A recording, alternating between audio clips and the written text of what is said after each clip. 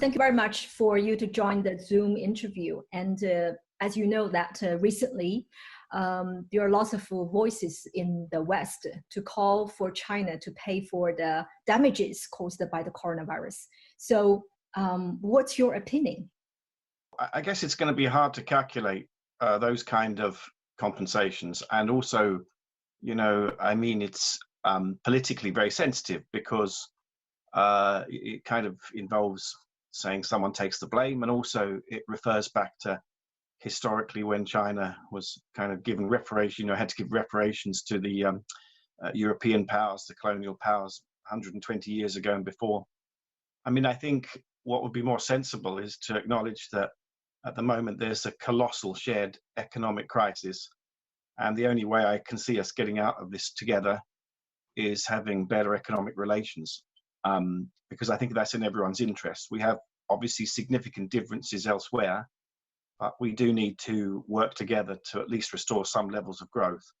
So I think talking about reparations and compensation is the wrong kind of language, but there is a shared responsibility.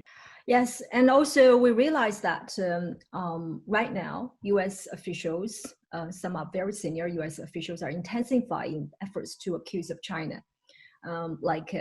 Some senators are asking to freeze China's debt, U.S. debt, and some are asking for China to pay for the damages, and they also insist to investigate the origin of the virus or attacking that the virus come from the Wuhan's lab.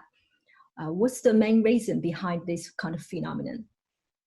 I mean, everyone needs to know, including China and the outside world needs to know what was the reason, why this started, where it started from. I mean, that's a natural part of the inquiry.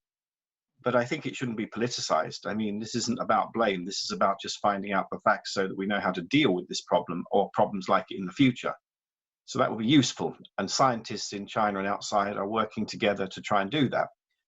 But I think obviously the United States and China now have very serious problems, and those problems predate the virus. They predate, they predate even Trump in some ways, but certainly under Trump they've intensified.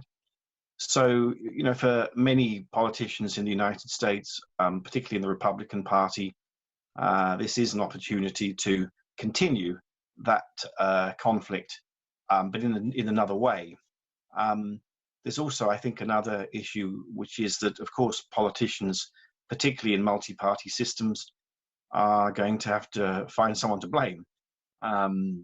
For sure, they can't take the whole blame for themselves. I mean, no one's completely to blame for this, right? I mean, it's a shared problem. But also, certain politicians will be saying it's not my fault, it's someone else's fault, and especially if there's going to be an election coming. So that's true in America. There's the November election.